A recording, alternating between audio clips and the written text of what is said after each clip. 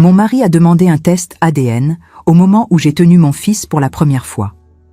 Il ne l'a pas demandé en privé, loin des regards.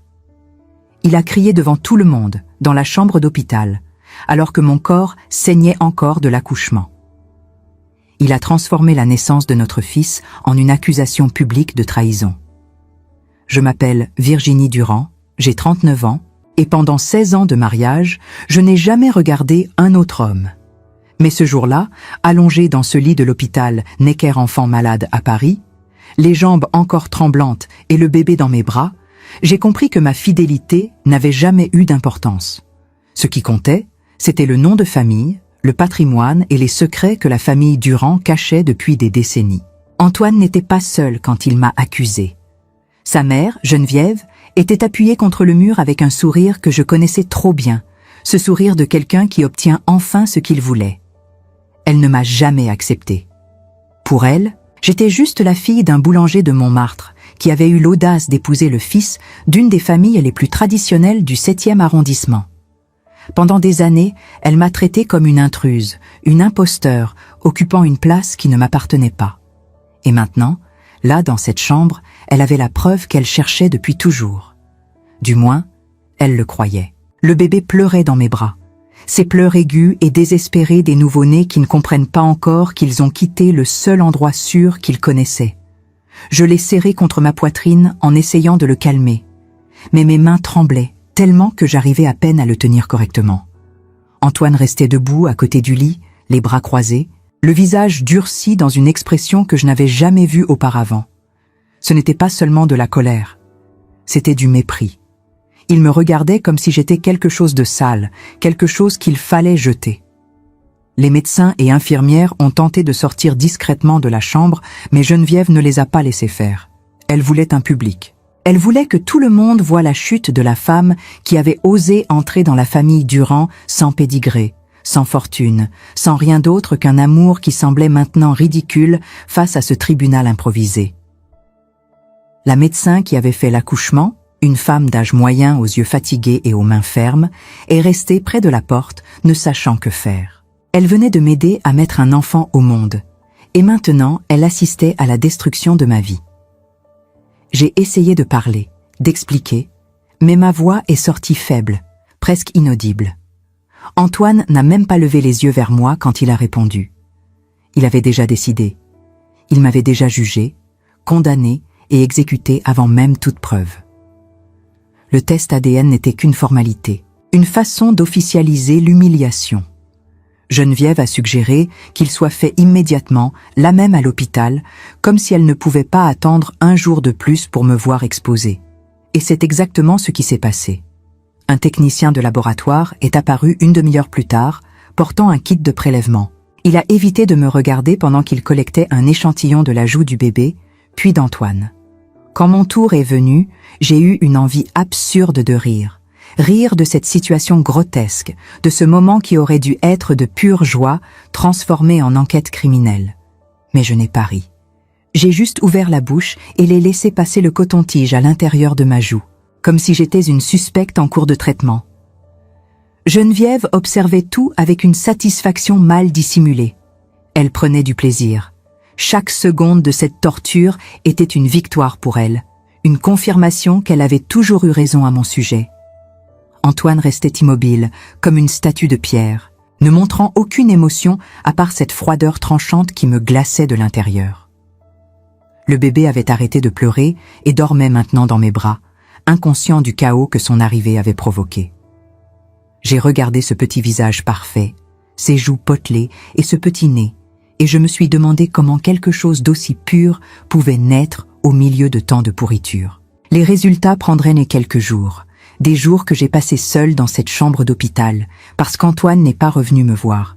Il est parti juste après le prélèvement, emmenant Geneviève avec lui, et m'a laissé là, avec le bébé, avec les infirmières qui me regardaient avec pitié, et avec un silence assourdissant qui semblait avaler tout espoir qui restait. Personne de la famille Durand n'est venu. Aucun appel, aucun message, aucun signe que j'existais encore pour eux.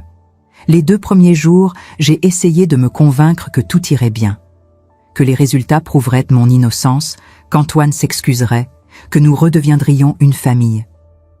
Mais au fil des heures, j'ai réalisé que je me trompais.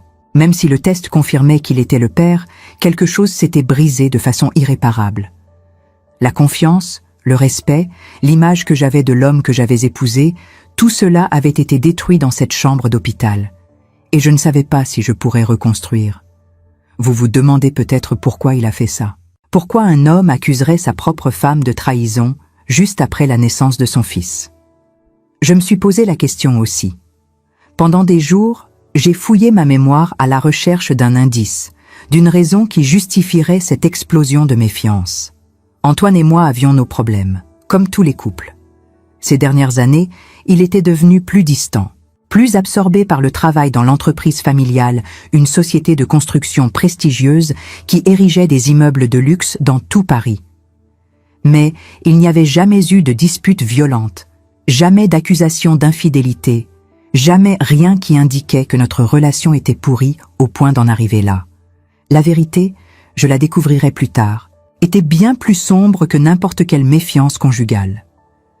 Elle avait à voir avec l'argent, avec l'héritage, avec des secrets enterrés depuis si longtemps qu'ils avaient créé des racines profondes dans les fondations de cette famille.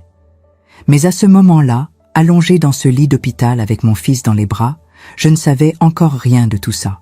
Je croyais encore que c'était juste à propos de moi, de ma prétendue infidélité, de mon inadéquation à faire partie des Durand. Le 3e jour, une infirmière est entrée dans la chambre et m'a remis une lettre. J'ai reconnu l'écriture immédiatement. C'était d'Antoine.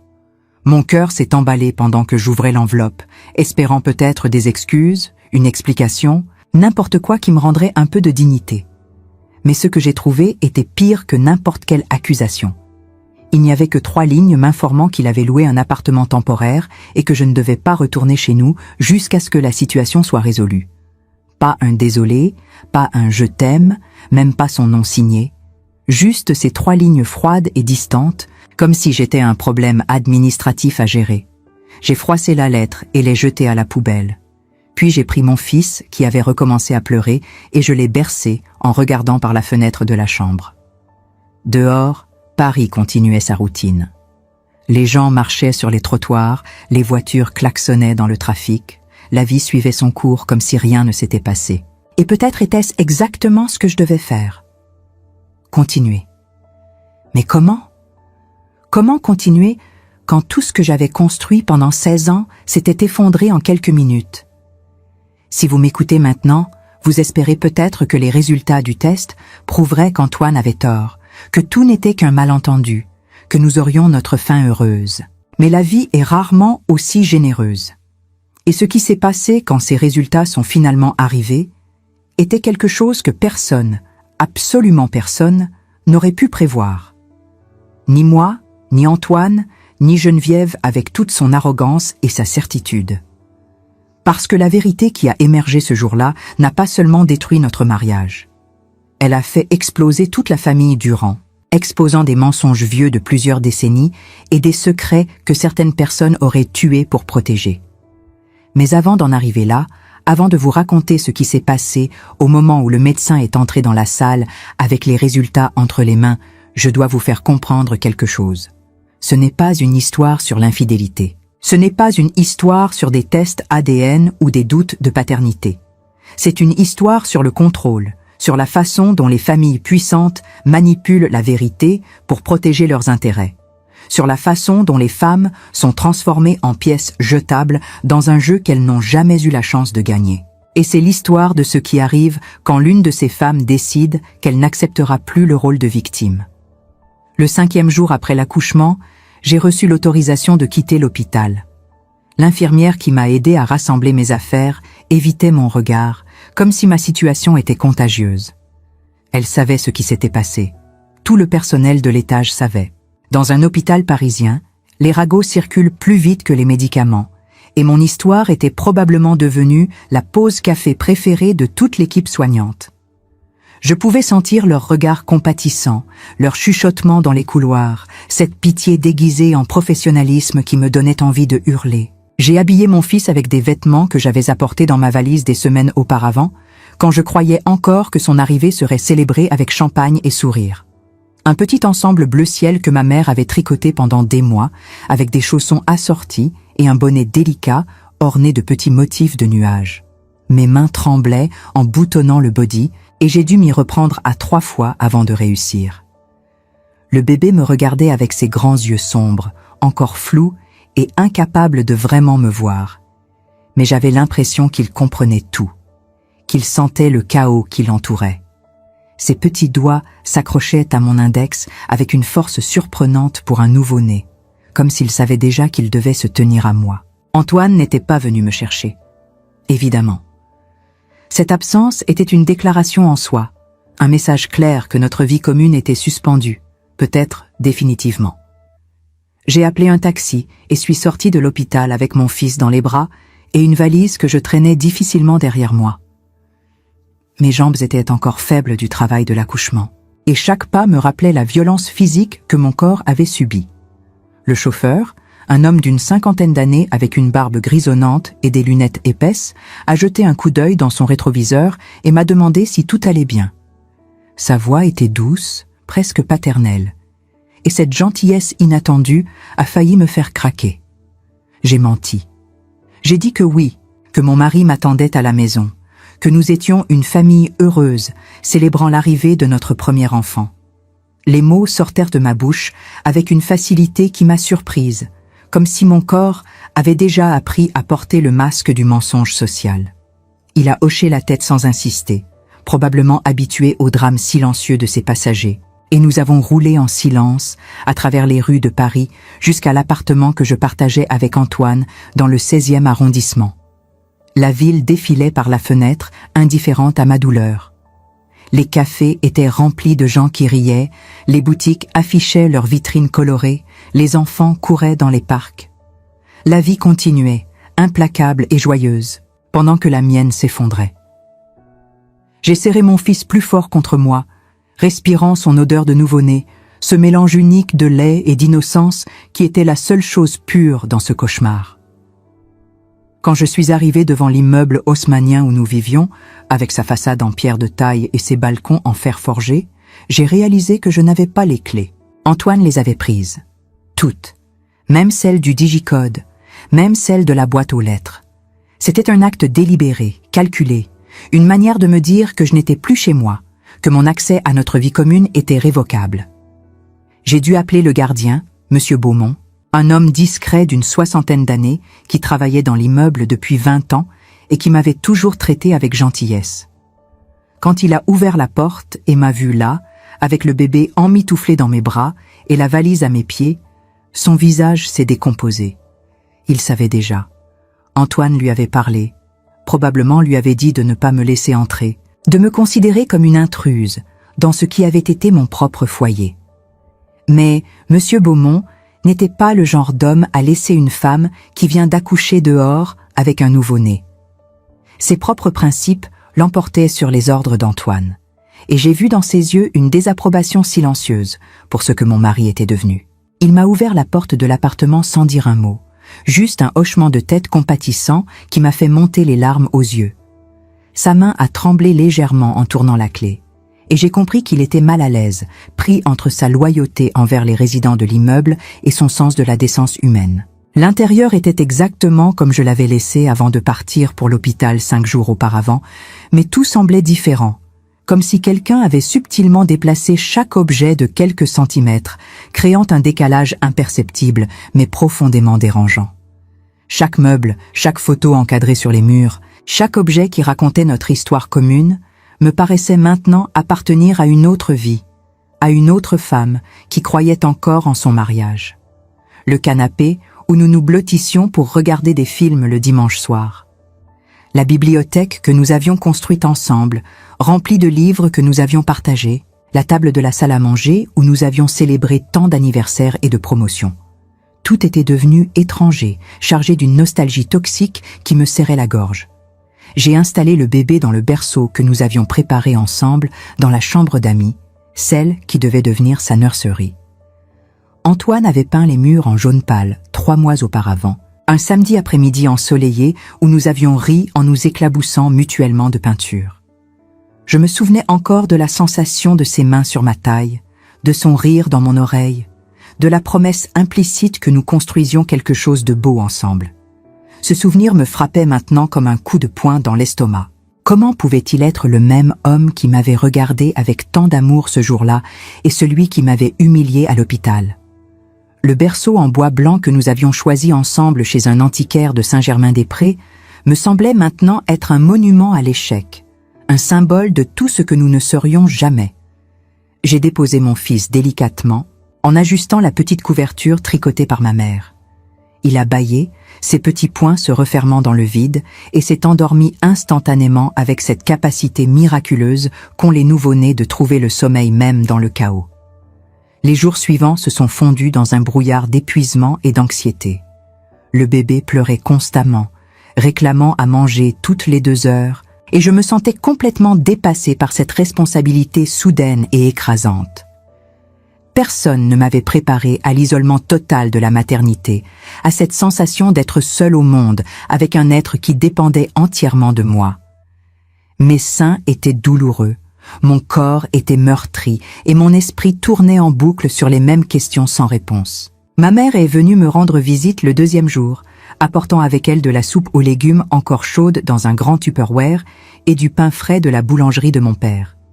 L'odeur du pain m'a transporté instantanément dans mon enfance, dans la sécurité de la petite cuisine au-dessus de la boulangerie où j'avais grandi. Quand elle m'a vu, les cheveux en bataille, le visage défait par le manque de sommeil et les larmes, elle a fondu en larmes et m'a serré dans ses bras avec une force qui m'a surprise. Elle était une femme petite et menue, mais son étreinte avait la solidité d'une forteresse. Elle voulait que je quitte Antoine, que je prenne le bébé et que je rentre à Montmartre avec elle, loin des Durand et de leur mépris glacial. Elle m'a parlé pendant plus d'1 heure, assise à la table de la cuisine, tenant mes mains dans les siennes et me suppliant de voir la réalité en face. Mon père, elle me l'a dit, était prêt à nous accueillir, à transformer la chambre d'amis en nursery, à être le grand-père que mon fils méritait. Il m'offrait une sortie, un refuge, une chance de recommencer dans un environnement où j'étais aimée sans condition. Mais je ne pouvais pas. Pas encore. Pas avant de savoir la vérité. Pas avant que ces résultats de test arrivent et confirment ce que je savais déjà dans mon cœur. Je lui ai expliqué, essayant de lui faire comprendre que fuir maintenant serait comme admettre une culpabilité que je ne portais pas. Que je devais rester et affronter cette tempête, non pas pour Antoine, mais pour moi-même, pour ma propre dignité. Ma mère n'a pas compris, mais elle a respecté ma décision avec la résignation triste d'une femme qui a vu trop de femmes avant moi choisir de rester dans des situations toxiques par fierté ou par espoir. Les résultats du test devaient arriver dans 1 semaine maximum. Chaque jour qui passait était une torture psychologique raffinée. Je passais des heures à imaginer différents scénarios, différentes manières dont tout pourrait se terminer. Dans certains, Antoine s'excusait à genoux et m'implorait de lui pardonner, reconnaissant l'horreur de ce qu'il m'avait fait. Dans d'autres, il me chassait de l'appartement sans même regarder en arrière, confirmant que j'avais toujours été une étrangère dans sa vie. Dans les pires, les résultats étaient ambigus, créant un doute permanent qui empoisonnerait le reste de notre existence. Mais aucun de ces scénarios ne se rapprochait de ce qui allait réellement se passer. La réalité, j'allais le découvrir, avait une imagination bien plus cruelle que la mienne. Le 7e jour, alors que je berçais mon fils, qui refusait de dormir malgré son épuisement évident, j'ai reçu un appel du docteur Marchand, le médecin qui avait supervisé mon accouchement. Sa voix était étrange au téléphone, tendue d'une manière que je n'arrivais pas à déchiffrer. Il y avait quelque chose de forcé dans son ton professionnel, comme s'il lisait un script préparé plutôt que de parler naturellement. Il m'a demandé de venir à l'hôpital le lendemain matin pour discuter des résultats.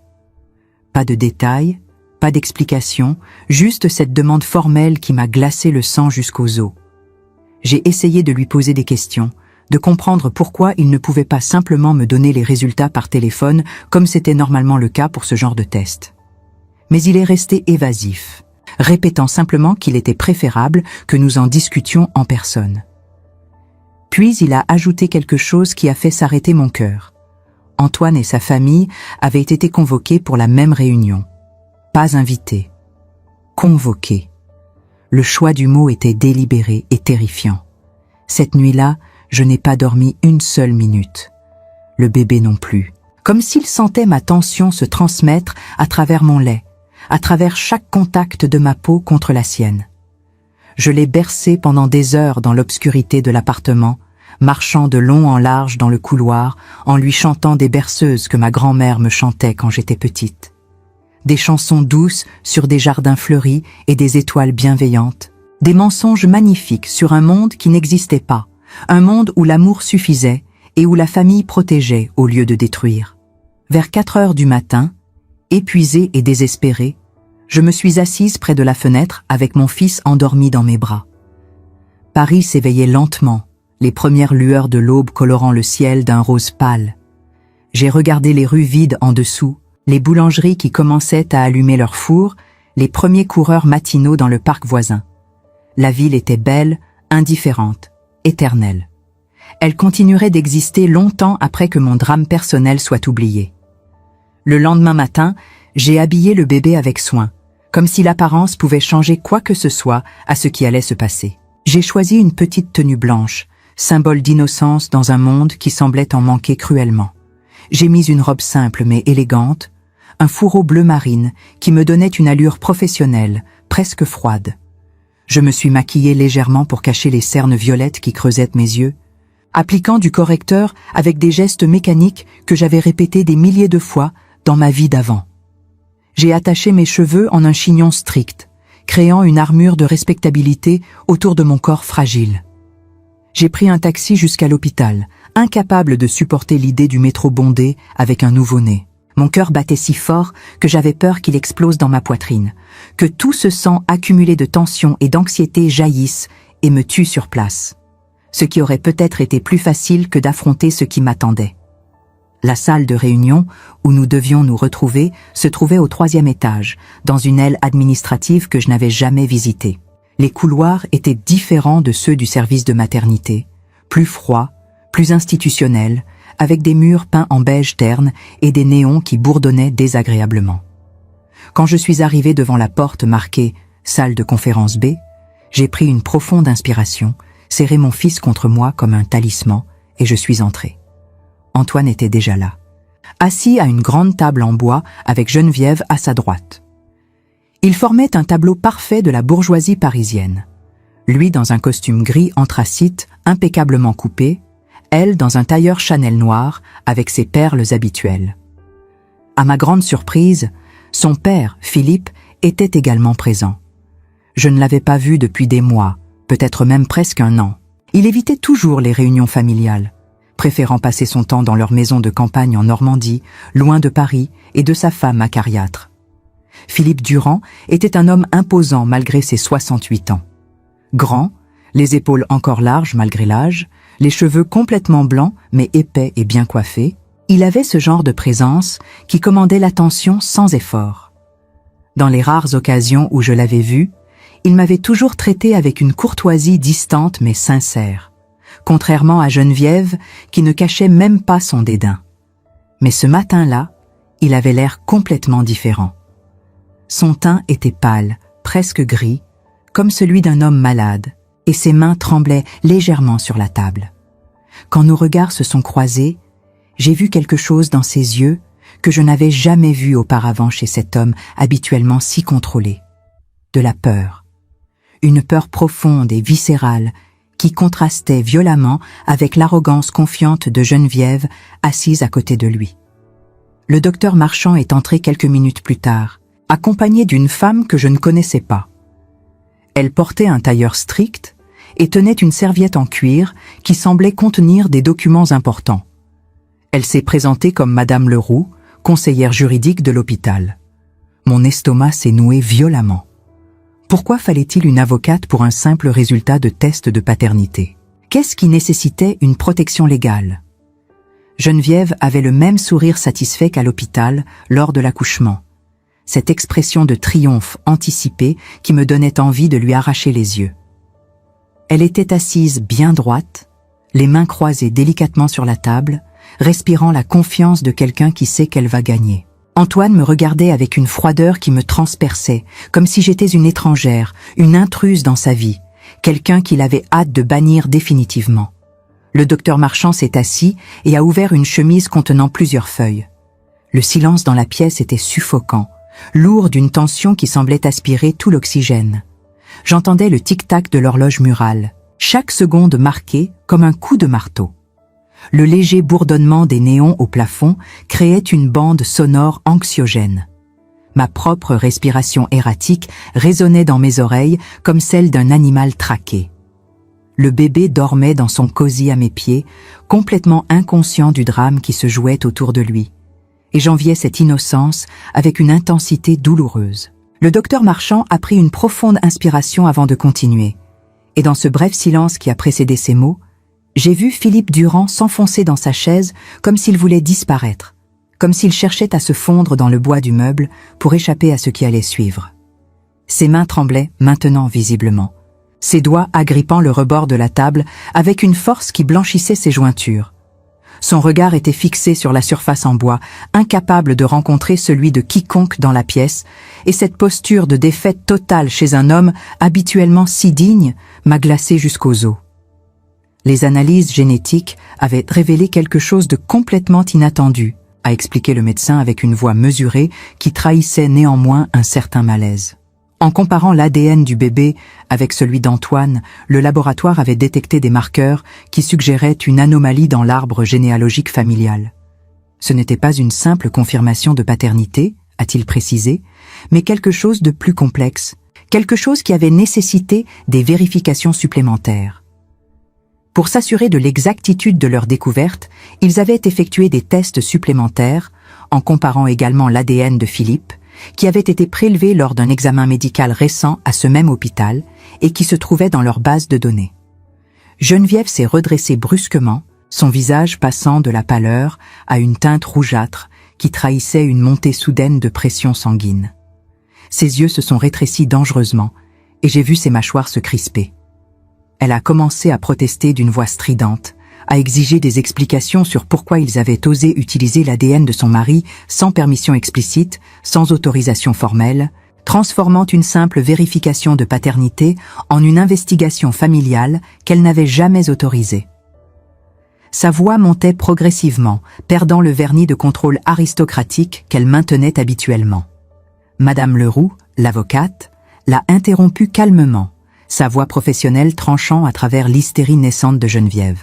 Dans le cadre d'une enquête de paternité, l'hôpital avait le droit légal d'utiliser des échantillons existants, si cela pouvait clarifier des questions médicales importantes, a-t-elle expliqué avec la patience d'une personne habituée à traiter avec des familles en crise. Et dans ce cas précis, compte tenu des anomalies détectées, c'était absolument nécessaire pour garantir l'exactitude des résultats et la santé du nouveau-né. La loi française protégeait ce type d'investigation dans l'intérêt supérieur de l'enfant. Le docteur Marchand a continué, sa voix devenant plus grave, presque compassionnelle, comme s'il s'apprêtait à annoncer un décès. Il a pris un moment pour choisir ses mots, conscient du poids de ce qu'il s'apprêtait à révéler. Les résultats montraient que Philippe Durand n'était pas le père biologique d'Antoine. La probabilité était de 99,9%. Il n'y avait aucune marge d'erreur, aucune ambiguïté scientifique. C'était un fait absolu, irréfutable, qui venait de détruire 40 années de mensonges. Cette révélation est tombée dans la pièce comme une bombe nucléaire.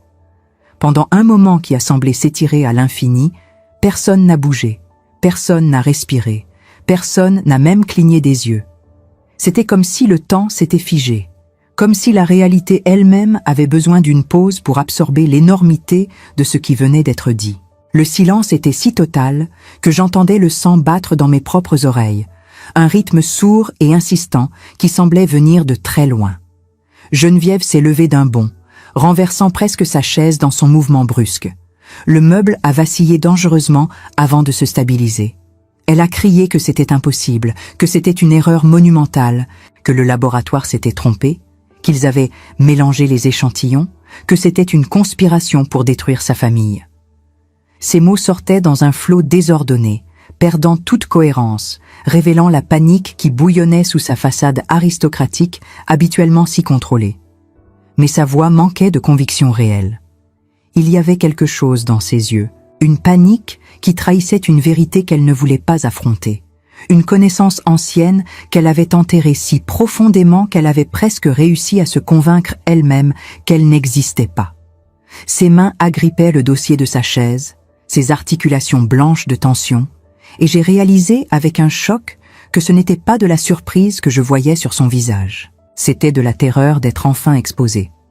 Antoine, lui, était devenu blanc comme un linge, toute couleur drainée de son visage, comme si quelqu'un avait ouvert une valve et laissé sa vie s'écouler.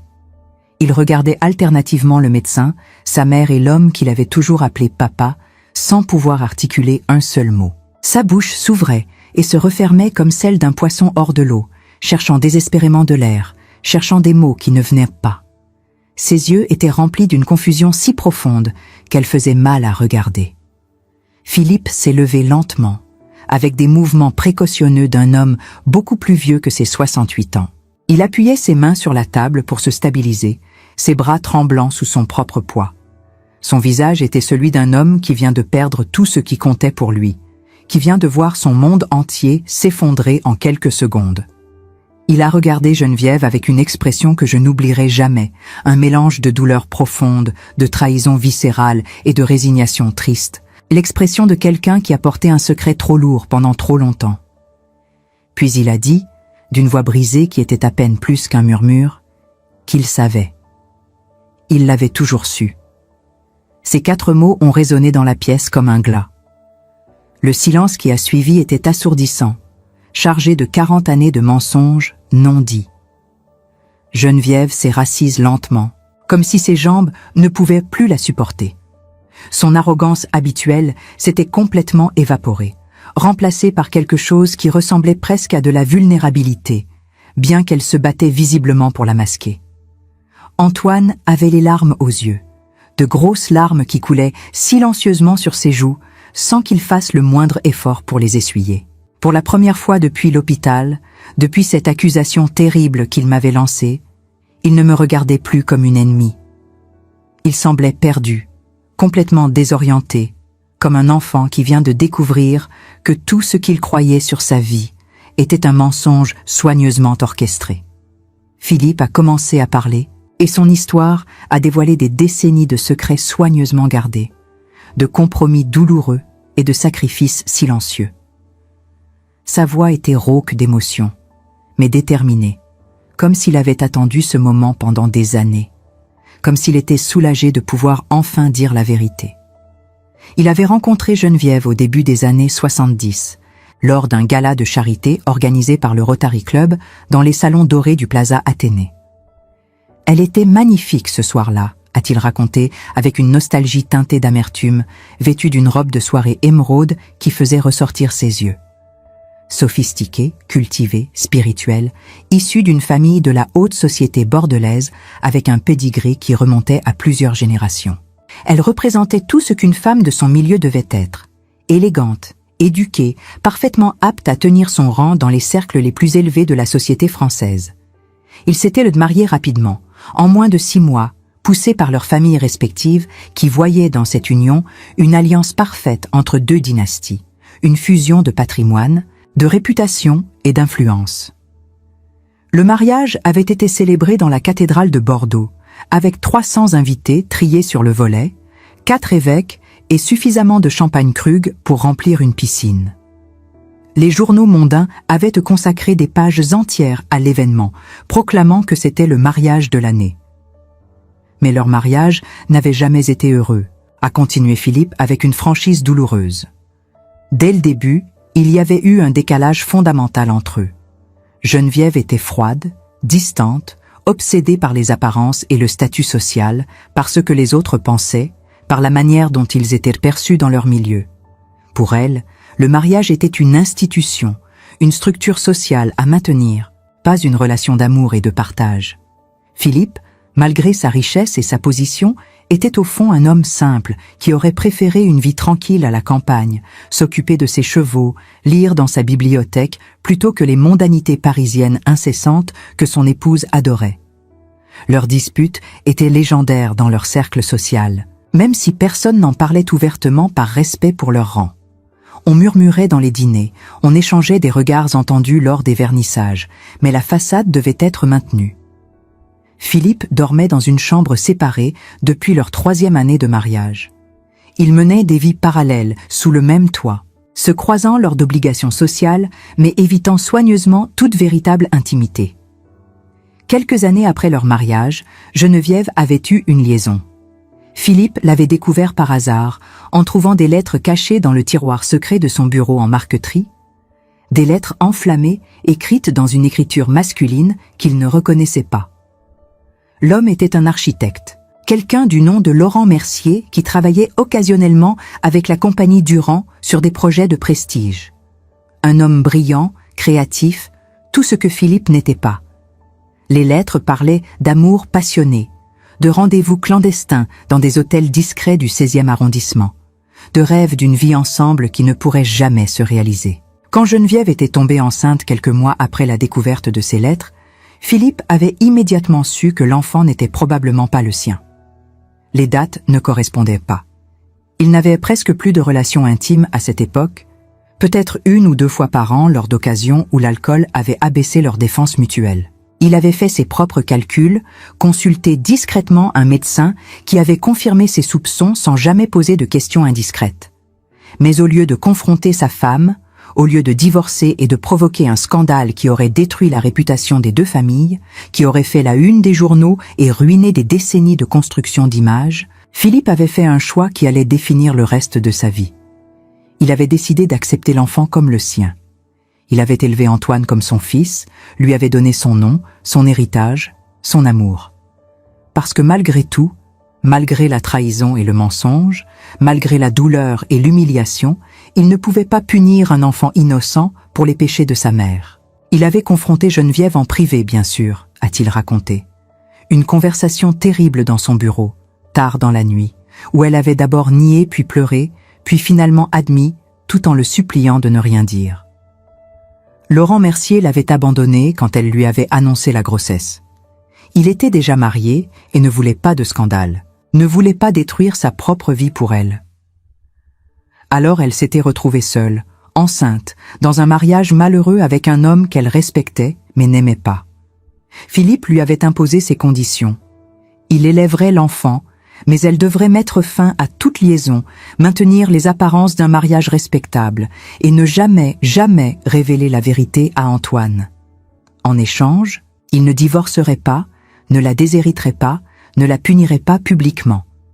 C'était un arrangement froid, transactionnel, mais c'était le seul moyen de protéger tout le monde, surtout l'enfant innocent qui allait naître. Antoine pleurait maintenant ouvertement, sa tête entre ses mains, ses épaules secouées de sanglots silencieux.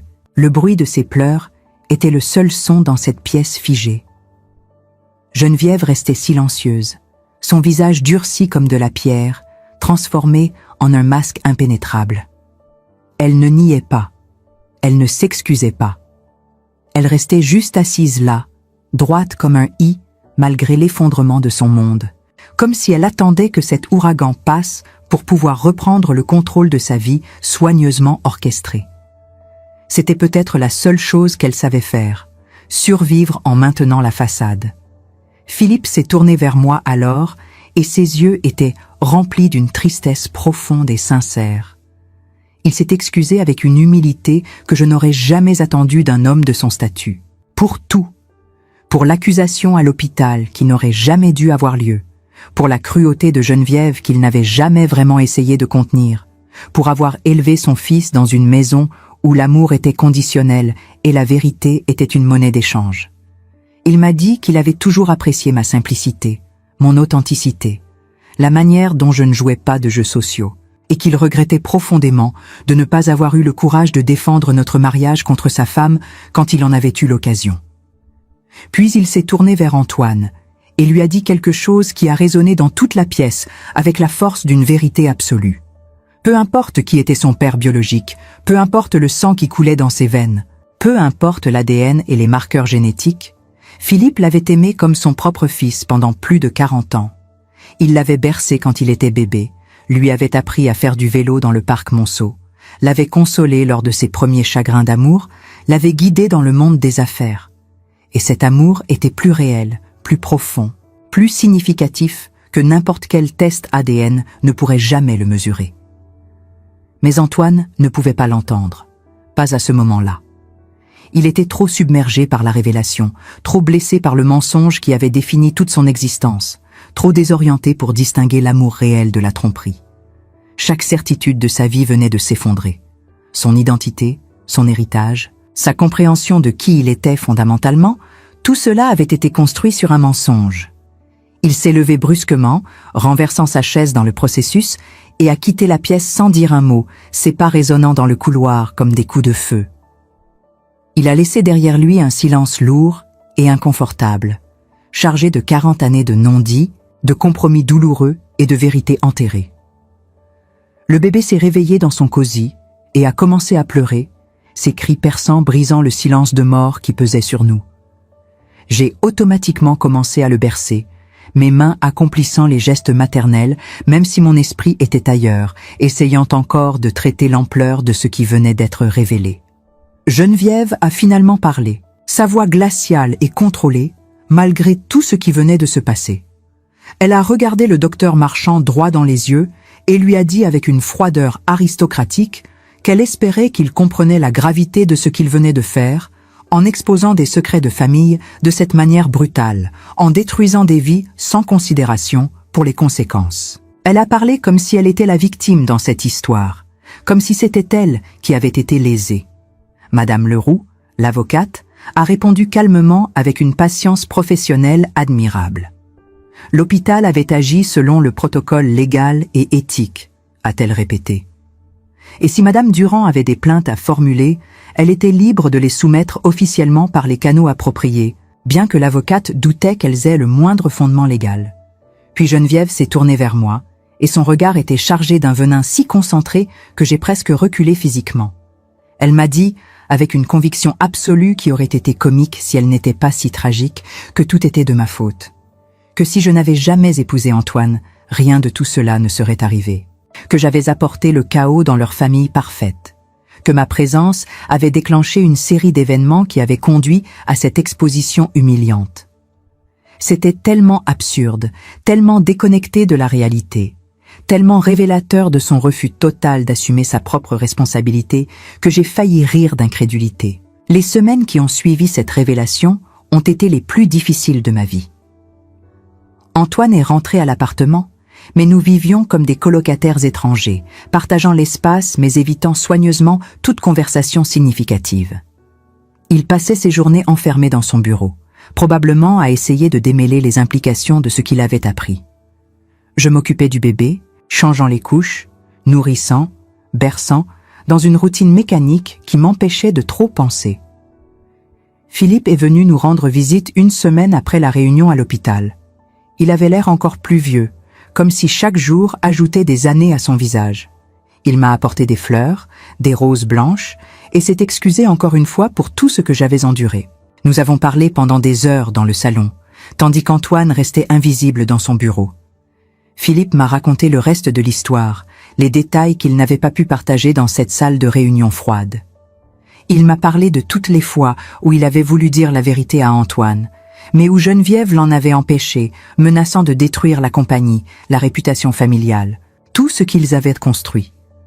Il m'a parlé de sa propre lâcheté, de sa peur du scandale, de son incapacité à choisir l'honnêteté plutôt que l'apparence. Mais il m'a aussi parlé de son amour pour Antoine. Comment il l'avait regardé grandir, faire ses premiers pas, dire ses premiers mots, devenir l'homme qu'il était aujourd'hui. Comment chaque moment de fierté qu'il avait ressenti était authentique, indépendamment de la biologie. Il voulait qu'Antoine sache ça, mais son fils refusait de lui parler. J'ai servi de médiatrice malgré moi. J'ai convaincu Antoine de passer au moins un moment avec Philippe, et leur conversation a duré toute une nuit. Je ne sais pas exactement ce qu'ils se sont dit, mais quand Philippe est parti au petit matin, ils se sont embrassés, et j'ai vu quelque chose se réparer entre eux, même si la blessure ne guérirait jamais complètement. Geneviève, en revanche, a disparu. Elle a quitté Paris pour leur maison de Bordeaux et n'a plus donné de nouvelles. Aucun appel, aucune visite, aucune tentative de se racheter ou de s'expliquer. Pour elle, admettre ses erreurs aurait été pire que de perdre sa famille. Son orgueil était plus important que tout le reste. La compagnie Durand a été secouée par des rumeurs. Les gens parlaient, spéculaient, inventaient des histoires encore plus scandaleuses que la vérité. Mais Philippe et Antoine ont tenu bon, continuant à diriger l'entreprise ensemble, prouvant que leur relation allait au-delà des liens du sang. Quant à moi et Antoine, nous avons commencé une thérapie de couple. Pas parce que je voulais nécessairement sauver notre mariage, mais parce que nous devions apprendre à coexister pour le bien de notre fils. Les premières sessions étaient douloureuses, remplies de reproches et de larmes. Antoine a dû affronter ce qu'il m'avait fait, la cruauté de son accusation publique, l'humiliation qu'il m'avait infligée au moment le plus vulnérable de ma vie. Il a expliqué, sans jamais vraiment justifier, que Geneviève l'avait empoisonné contre moi pendant des mois.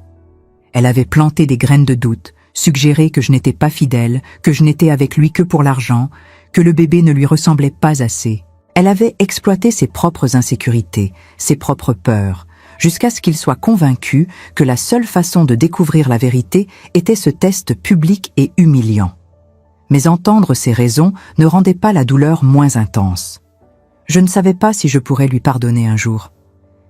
La thérapeute nous a dit que le pardon n'était pas obligatoire, que nous pouvions simplement apprendre à vivre avec ce qui s'était passé, à construire quelque chose de nouveau sur les ruines de notre ancien mariage. Mon fils grandissait, inconscient du drame qui avait marqué ses premiers jours de vie. Il souriait maintenant, ses petites mains attrapaient mes doigts, et chaque fois que je le regardais, je me rappelais pourquoi j'avais survécu à tout ça. Il méritait une famille stable, même si cette famille était imparfaite et blessée. Un soir, 3 mois après la révélation, Antoine est entré dans la chambre du bébé où je le berçais. Il s'est assis à côté de moi et m'a pris la main. Il m'a dit qu'il ne s'attendait pas à ce que je lui pardonne, qu'il ne se pardonnerait probablement jamais lui-même. Mais il voulait essayer de reconstruire, pas pour revenir à ce que nous étions, mais pour créer quelque chose de nouveau, quelque chose de plus honnête. J'ai regardé cet homme qui avait été mon mari pendant 16 ans, qui m'avait brisé de la manière la plus cruelle possible, mais qui était aussi le père de mon enfant et qui luttait maintenant avec ses propres démons. Et j'ai réalisé que je devais faire un choix. Je pouvais rester prisonnière de cette douleur, ou je pouvais choisir d'avancer, pas pour lui, mais pour moi-même et pour notre fils. Je lui ai dit que je ne savais pas si notre mariage survivrait, mais que j'étais prête à essayer, à condition qu'il comprenne que la confiance ne se reconstruisait pas du jour au lendemain. Que chaque jour, il devrait me prouver qu'il méritait une seconde chance, et que s'il échouait, je partirais sans regarder en arrière. Il a accepté, et nous avons commencé ce long processus de reconstruction. Ce n'était pas facile. Il y avait des jours où je le regardais, et je ne voyais que l'homme qui m'avait humilié à l'hôpital. Mais il y avait aussi des jours où je voyais le père qui se levait au milieu de la nuit pour bercer notre fils, l'homme qui avait coupé tous les ponts avec Geneviève pour me protéger, celui qui travaillait sincèrement sur lui-même en thérapie. Philippe est devenu une présence constante dans notre vie. Il adorait son petit-fils, le gâtait, passait des heures à lui raconter des histoires, même si le bébé ne comprenait rien. Il m'a aussi raconté qu'il avait finalement confronté Geneviève, qu'il lui avait demandé le divorce après 45 ans de mariage. Elle avait refusé au début, mais quand il avait menacé de révéler publiquement toute l'histoire, elle avait accepté. Leur séparation a été rapide et discrète, sans scandale médiatique. Un jour, 6 mois après cette terrible réunion à l'hôpital, j'ai reçu une lettre. Elle venait de Bordeaux, de Geneviève. Mon premier instinct a été de la déchirer sans la lire, mais la curiosité a été plus forte. À l'intérieur, il y avait 2 pages écrites de sa main élégante. Elle ne s'excusait pas vraiment. C'était plutôt une explication, une tentative de me faire comprendre son point de vue. Elle avait grandi dans une famille où les apparences étaient tout, où montrer de la faiblesse était impardonnable. Son propre père l'avait élevée en lui répétant qu'une femme de son rang devait toujours contrôler sa vie, son mariage, son image. Quand elle était tombée amoureuse de cet architecte, elle avait cru pour la première fois qu'elle pouvait choisir son propre bonheur. Mais quand elle était tombée enceinte, il l'avait abandonnée. Il était déjà marié et ne voulait pas de scandale. Alors elle s'était retrouvée seule, enceinte, dans un mariage malheureux avec un homme qu'elle respectait, mais n'aimait pas. Philippe avait découvert la vérité, mais avait choisi de rester, et elle l'avait méprisé pour ça. Elle avait interprété sa gentillesse comme de la faiblesse. Elle avait passé des décennies à construire une façade parfaite, à contrôler chaque aspect de sa vie pour cacher cette faille originelle. Et quand j'étais apparue, simple, authentique, aimée par Antoine d'une manière qu'elle n'avait jamais connue, j'étais devenue la menace ultime pour son monde soigneusement construit. Elle avait fait tout ce qu'elle pouvait pour me détruire, pas parce qu'elle me haïssait vraiment, mais parce que mon existence lui rappelait tout ce qu'elle n'avait jamais eu. La lettre se terminait par quelque chose qui ressemblait presque à des excuses. Elle reconnaissait qu'elle avait détruit sa propre famille par orgueil et peur, qu'elle avait perdu son mari, son fils et maintenant son petit-fils. Tout ça pour protéger un mensonge qui n'en valait pas la peine. J'ai pleuré en lisant cette lettre, non pas de tristesse, mais de quelque chose de plus complexe, une sorte de compassion mêlée de colère, une compréhension que même les personnes qui nous font le plus de mal sont souvent prisonnières de leurs propres blessures. Cela ne l'excusait pas, mais cela m'aidait à comprendre. J'ai montré la lettre à Antoine. Il l'a lue en silence, puis l'a posée sur la table sans commentaire. Quelques jours plus tard, il m'a dit qu'il allait rendre visite à sa mère. Pas pour lui pardonner, mais pour fermer ce chapitre. Il est revenu le soir même, épuisé émotionnellement, et m'a dit que leur conversation avait été difficile mais nécessaire. Ils ne seraient probablement jamais proches, mais au moins, ils n'étaient plus en guerre. Les mois ont continué à passer. Notre fils a fait ses premiers pas, prononcé ses premiers mots.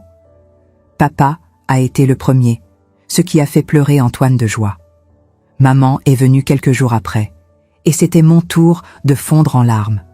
Ces petits moments de bonheur ordinaire nous ont aidés à guérir, lentement mais sûrement.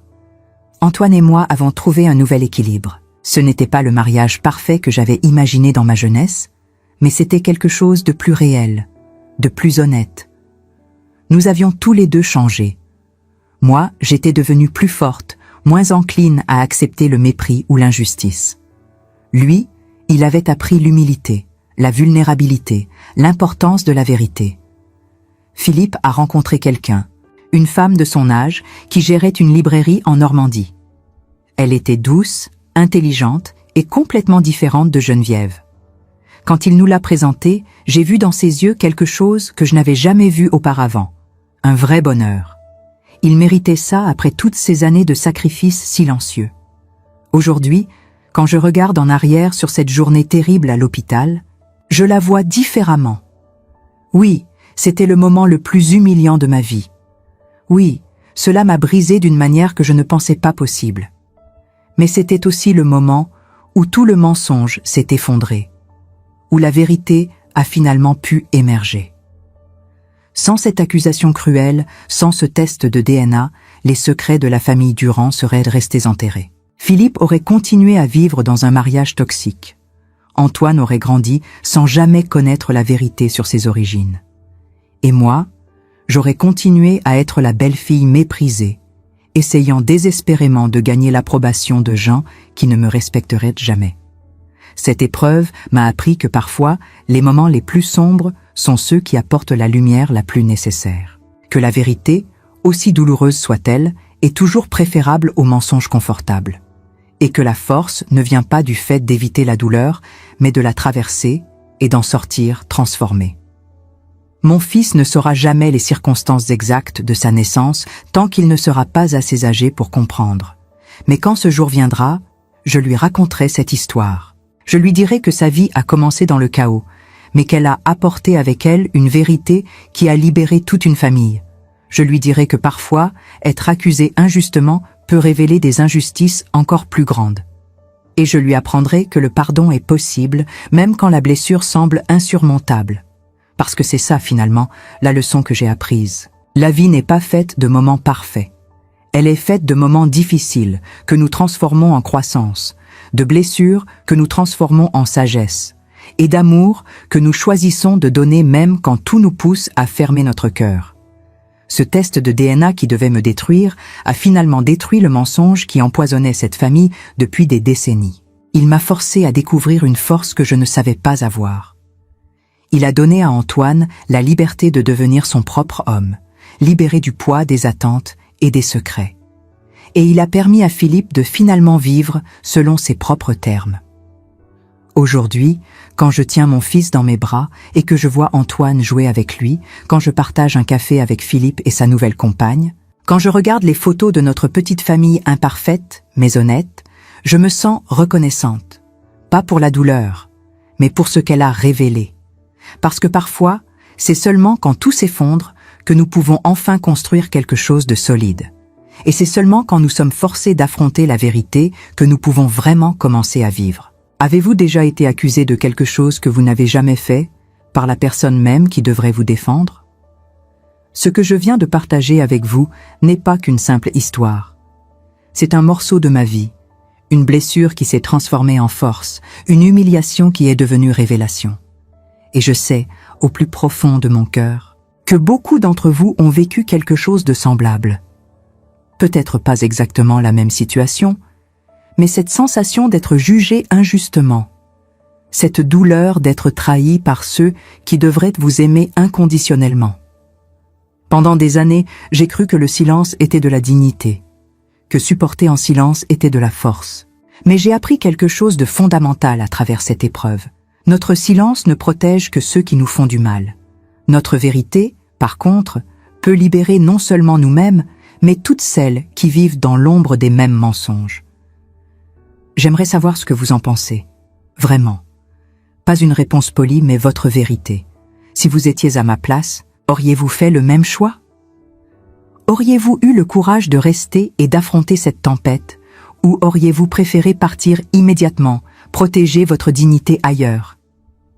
Il n'y a pas de bonne ou de mauvaise réponse. Chaque femme connaît sa propre limite, sa propre capacité à endurer. Laissez-moi un commentaire ci-dessous et dites-moi d'où vous m'écoutez. Que vous soyez à Paris, à Lyon, à Marseille, à Bordeaux, en Belgique, en Suisse ou n'importe où dans le monde francophone, votre voix compte. Votre expérience mérite d'être entendue. Nous sommes une communauté de femmes qui ont survécu, qui ont choisi de continuer malgré tout, et ensemble, nos histoires créent une force que personne ne peut briser. Peut-être avez-vous vécu une trahison similaire dans votre propre famille. Peut-être avez-vous été celle qu'on a blâmée pour des problèmes que vous n'avez jamais causés. Peut-être avez-vous découvert des secrets qui ont changé votre compréhension de toute votre vie. Si c'est le cas, sachez que vous n'êtes pas seul. Nous portons toutes des fardeaux invisibles, mais quand nous les partageons, ils deviennent plus légers. Cette histoire m'a appris que la vérité finit toujours par émerger, même après des décennies d'enfouissement. Qu'un mensonge, aussi bien gardé soit-il, finit par pourrir les fondations de tout ce qu'on construit dessus. Et que parfois, les moments les plus humiliants de notre vie sont ceux qui nous offrent la plus grande opportunité de transformation. Si ce récit vous a touché, si vous avez ressenti quelque chose en l'écoutant, je vous invite à vous abonner à cette chaîne. Ici, nous partageons des histoires vraies de femmes qui ont affronté l'adversité avec courage.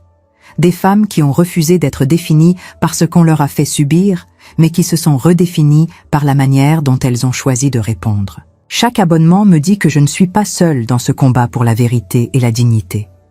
Que d'autres femmes comprennent cette lutte, cette douleur, mais aussi cette force incroyable que nous découvrons en nous quand nous sommes poussés à nos limites. Ensemble, nous créons un espace où nos voix ne peuvent pas être réduites au silence. Alors je vous le demande avec sincérité. Qu'auriez-vous fait à ma place? Auriez-vous pardonné? Auriez-vous reconstruit? Ou auriez-vous tourné la page définitivement? Commentez ci-dessous, partagez votre réflexion, votre propre histoire si vous le souhaitez. Chaque mot que vous écrivez peut résonner avec une autre femme qui en a besoin aujourd'hui.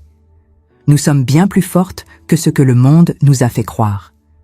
Et nos histoires, même les plus douloureuses, contiennent des leçons qui peuvent transformer des vies. Ne gardez pas le silence. Votre voix mérite d'être entendue. Votre expérience mérite d'être validée. Et votre courage mérite d'être célébré. Merci d'avoir écouté jusqu'au bout. Merci d'être là. Merci de faire partie de cette communauté de femmes extraordinaires qui refusent d'accepter l'injustice comme une fatalité. Abonnez-vous, commentez d'où vous m'écoutez et dites-moi ce que vous auriez fait. J'ai hâte de lire chacun de vos mots. Parce qu'au final, nous ne sommes pas définis par ce qui nous arrive, mais par la manière dont nous choisissons d'y répondre.